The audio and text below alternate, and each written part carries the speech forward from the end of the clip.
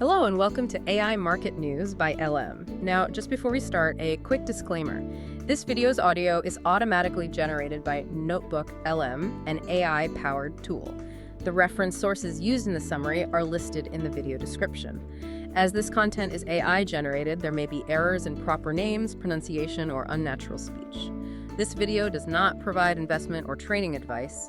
Please make investment decisions at your own discretion.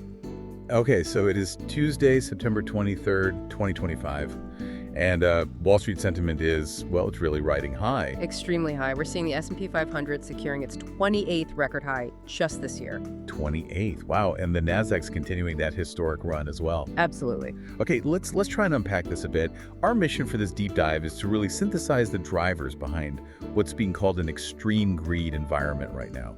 We're looking at the prepared resources to understand, the momentum from these huge corporate deals, but also the friction from the divided Federal Reserve and these big geopolitical pressure points. They could really shift things, couldn't they? Yeah, that's what's so fascinating, how these things are coexisting. I mean, on one hand, you've got this massive, almost laser-focused tech optimism pushing equities way up. Right. But on the other, these underlying tensions, Yeah. monetary policy, the Fed split you mentioned, and global trade issues, tariffs, even H-1B visas. It all suggests we really need to question if this optimism is, sustainable. Makes sense. We should definitely look at where the, let's call it, smart money is moving, particularly that strong rally in gold. It keeps going. That tells us that while stocks are charging ahead, some pretty significant investors are hedging against the exact uncertainty that policymakers seem to be, well, struggling with. Okay, let's start right there, at the heart of it all. The engine of this greed, which seems to be big tech, AI specifically. Yeah. And the headline grabber is that NVIDIA investment in OpenAI. Oh, it's just a gargantuan deal. NVIDIA is talking about potentially investing as much as $100 billion into OpenAI. $100 billion. Yes, for new dedicated AI data centers. And we know the first stage is happening now, a $10 billion cash investment for OpenAI equity. It really cements NVIDIA's role as the sort of key enabler here. And the scale required. You mentioned data Think center. about the power needed. The goal is 10 gigawatts of capacity. 10 gigawatts. Well, what does that even mean in real terms? Well, put it this way, that's enough electricity to power all of New York City at its peak demand. Wow. Okay. So the logistics, the capital needed for that kind of energy and compute power, that's what's really driving the whole sector. And you saw the immediate impact on the markets, right? S&P closed yesterday at 6,693.75. NASDAQ finished at 22,788.98. NVIDIA itself jumped nearly 4%. Exactly. It validates that risk-on mood. And if we look at sentiment metrics like the Fear and Greed Index, that label, extreme greed, seems pretty well-founded. Because the VIX is low. And the VIX, the CBOE Volatility Index, still remarkably low, suggests very little fear among investors. And importantly, we're seeing high stock price breadth. Basically, way more stocks hitting new 52-week highs than lows. So it's not just a couple of huge names pulling everything up. It's broader participation. But there's always a but, isn't there? Seems like it. There's a divergence we need to flag, even within the chip sector itself. While NVIDIA's flying high, ASM International, they're a Dutch semiconductor equipment maker. Okay. They actually cut their second-half revenue forecast yesterday. Really? Why?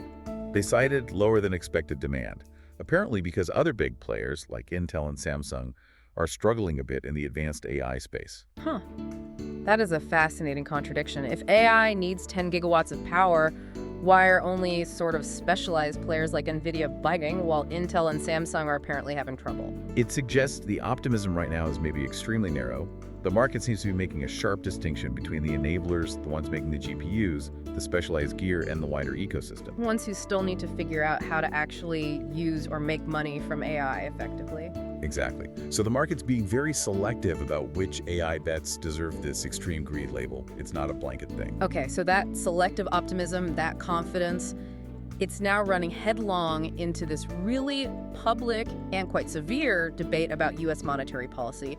The Fed sounds completely split. It really does. Yeah. On the dovish side, pushing for cuts, you've got Governor Miron. He's arguing forcefully that the current policy rate is, quote, 2 points too restrictive. 2 points, that's a lot. It is. He's calling for a massive 150 basis points of easing this year. That implies, consecutive 50 basis point cuts. Wow, why so aggressive? Because he believes the neutral interest rate, the rate that doesn't slow things down or speed them up, has actually been pushed lower by non-monetary factors. Like what? He specifically points to tariffs, the friction in global trade, and even immigration policy. He sees these as structural drags on the economy, reducing the sort of natural growth potential. So for us watching, Marin thinks political choices, not just inflation numbers, are forcing the Fed towards lower rates. That seems to be his argument. But like you said, 150 basis points sounds almost unbelievable when you hear the cautious voices. Right, how does he square that with inflation risks?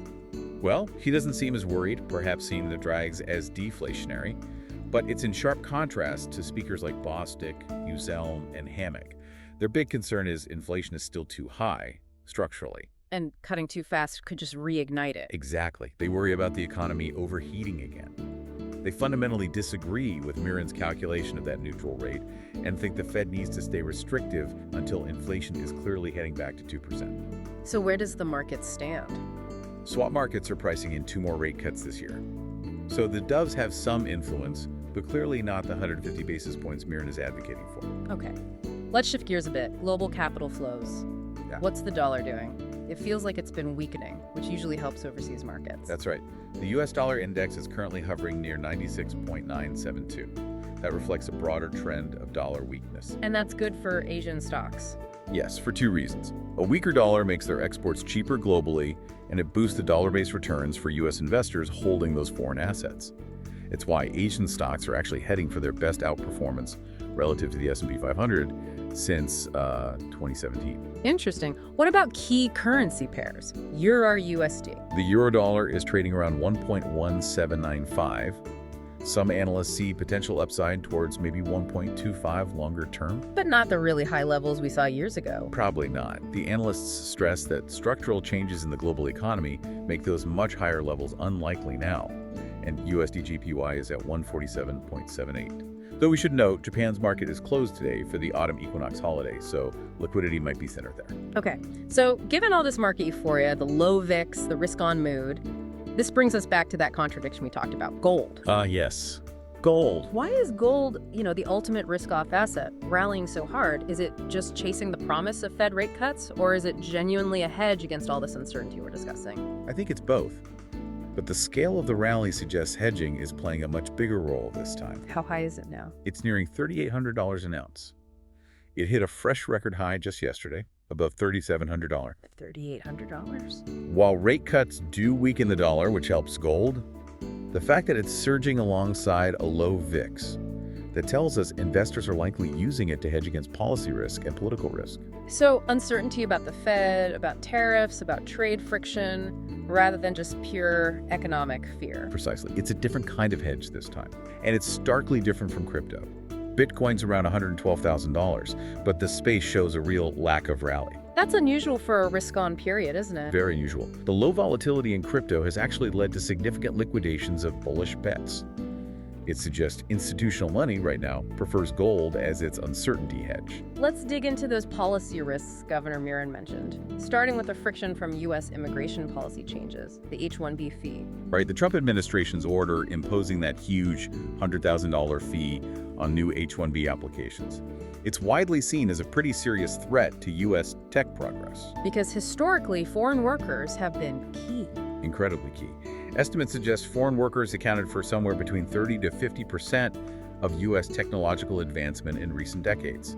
So this fee is a major headwind for innovation. And what's the immediate expected consequence? The expectation is it pushes large U.S. banks, think Citi, JP Morgan, Bank of America, to rely even more heavily on their global capability centers, or GCCs, mainly in India. So offshoring more high-skilled work.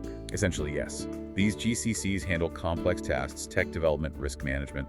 This visa fee acts as a catalyst, accelerating that shift of high-skilled jobs out of the U.S. And that structural shift ties into the global economic outlook from the OECD, right? It does feed into it. The OECD actually upgraded the 2025 global growth forecast slightly to 3.2%, citing that strong AI investment we discussed earlier. The U.S. forecast is 1.8%. But there was a warning. a very serious one.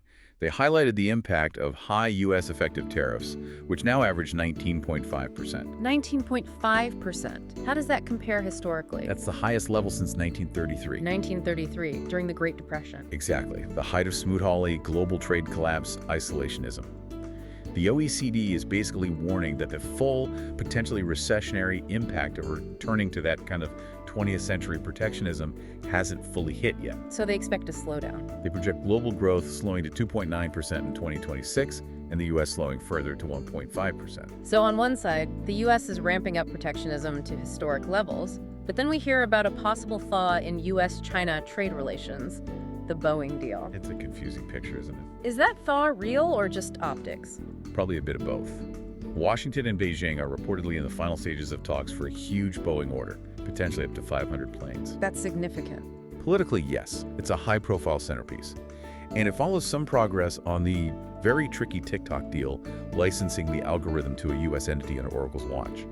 Addresses security concerns, at least on paper. But economically, does it change the underlying friction? Well, if we look at the hard data, China's manufacturing exports are just flooding global markets despite U.S. tariffs. They're hitting records in India, Africa, Southeast Asia. So they're just rerouting. Seems like it. It shows their ability to bypass U.S. restrictions, pushing their trade surplus towards a potential record $1.2 trillion this year. So the economic pressure is still very much on, even if symbolic deals get made. Okay, so let's try to synthesize this. What does it all mean? We've got a market clearly riding this AI-fueled wave of extreme greed, validated by that massive NVIDIA deal, record highs in the S&P. But that confidence is sitting right alongside this deep structural policy debate at the Fed. How restrictive are rates, really?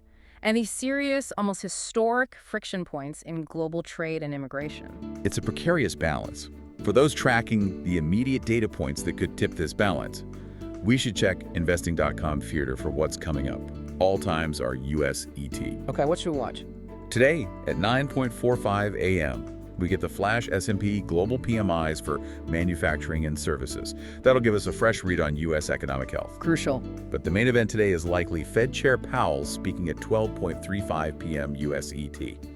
Markets will hang on every word there. Absolutely. Any other signs of caution? Well, we're seeing continued hesitation in global debt markets. Look at the UK's 30-year Treasury gilt auction yesterday. It saw the lowest volume of buying orders in 3 years. Suggests investors are still wary of locking in long-term government debt. Okay, so here's a final provocative thought for us to chew on. Given that Governor Miran partly blames non-monetary political factors like tariffs and H-1B policy for lowering that neutral interest rate, could the market's focus eventually have to shift away from just inflation data and more towards these geopolitical risks? Could that sustained global friction ultimately force the Fed's hand towards those aggressive cuts Miran wants, even if inflation stays sticky? That's the core tension, isn't it? Politics versus economics at the Fed's table. A lot to watch. Indeed. Thanks for watching. Don't forget to like and subscribe.